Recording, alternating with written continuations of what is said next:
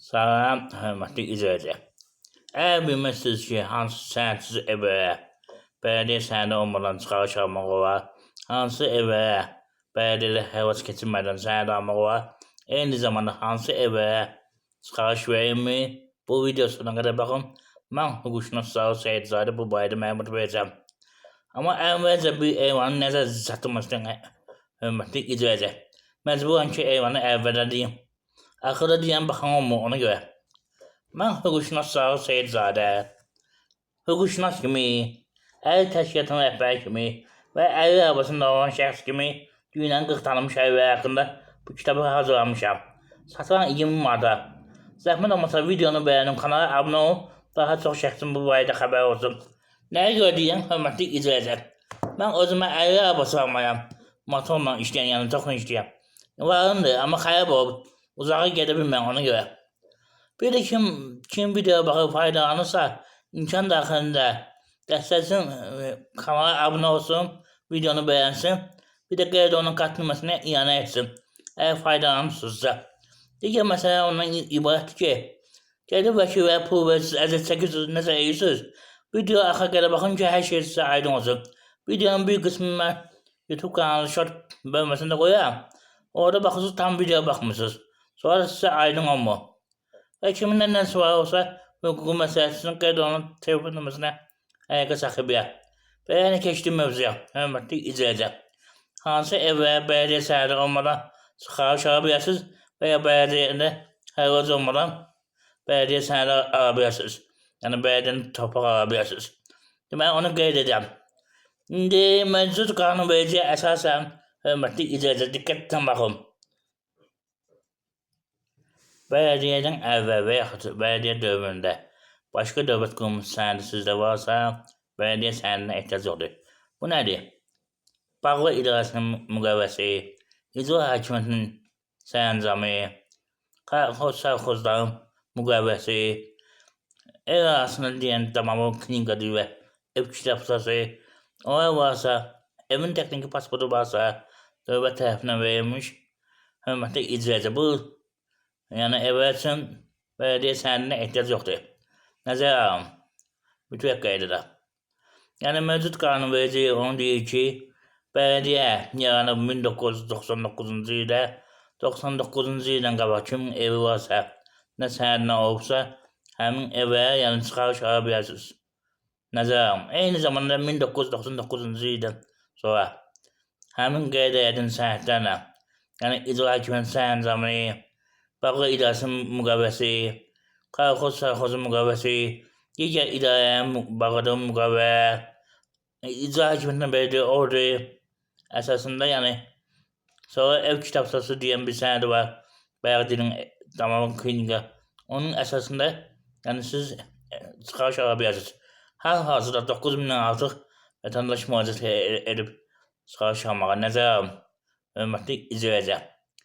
Və yaxşı, bəs kimlər bələdiyyə sənədi almaq üçün hərvaz olmadan ala bilər, onu qeyd edin.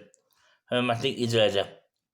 Əgər bələdiyyə verdiyi torpağın ərazisində siz 5 ildən artıq yaşayırsınızsa, o halda, hörmətli izləyicilər, bələdiyyə hərvaz keçirilmədən həmin torpağı sizə verməlidir. Yəni söhbət həmin torpaqdan getmir ha. Birdən torpaq arası ki, mən bunu 5 ildən artıq almışam, artıq bələdiyyə bunu hərvaz keçirmədən verməli yox. Məsəl üçün deyəm, Yasama rayonunda, Sabunçu rayonunda torpaq almışsınız, eyni zamanda həmin ərazidə qeydiyyatdasınız. Yəni torpaq almışdan qabaq qeydiyyata düşmüsünüzsə, hörmətli izləyicilər, o halda yəni bələdiyyə sizə həmin torpağı hərvaz olmadan verməlidir. Nəzərə alın, mütləq qaydada. Yəni qeydiyyat yoxdursa sayılmayacaq.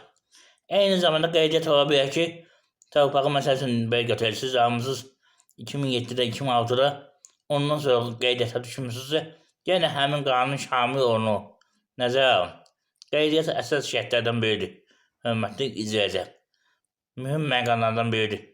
Qeydiyyat olmasa, yəni hərvaz olunmalıdır. Mütləq qaydada. Nəzərə alın.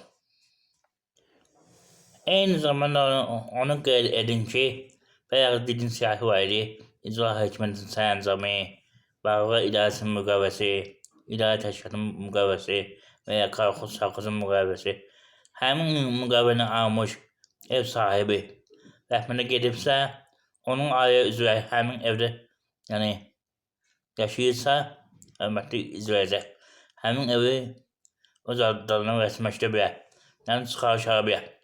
Əsasən də burada incə məqam ondan ibarətdir ki, 2009-da qeydiyyata düşmüşsə, həmin evə mütləq qaydada hörmətli izləyicilər nəzərə alın. Bir daha siyahını qeyd edirəm.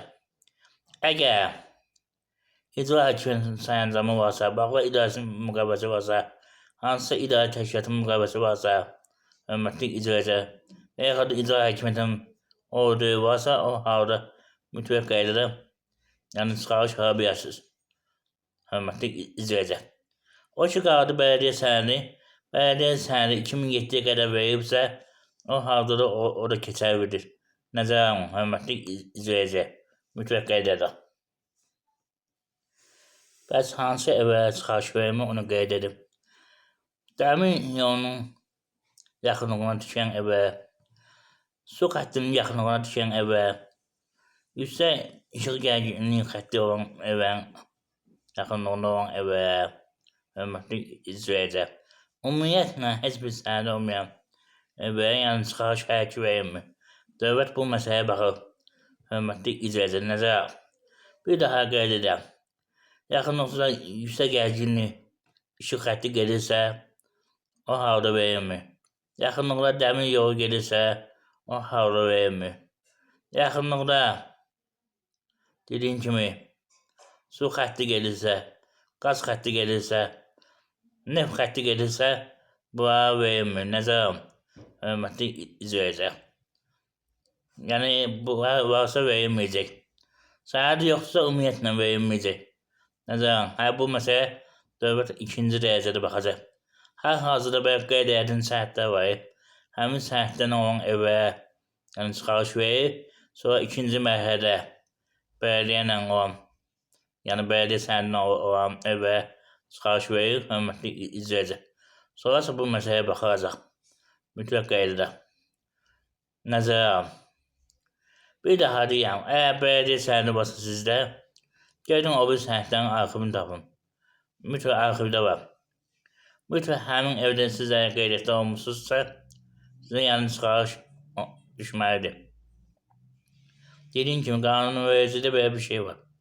Əgər ev sahibi vəfat edibsə, ailə üzvləri həmin evi öz adına rəsmiləşdirə bilər, çıxarış ala bilər.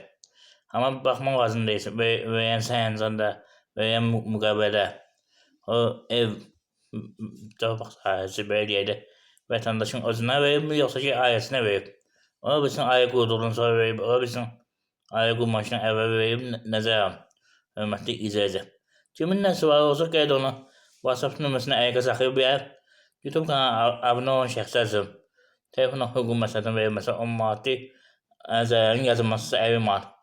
Buyurun, suallarınızı səsindən WhatsApp-a göndərib. Diqqət çəkirəm, çox sağ olun, abunə olmağı unutmayın.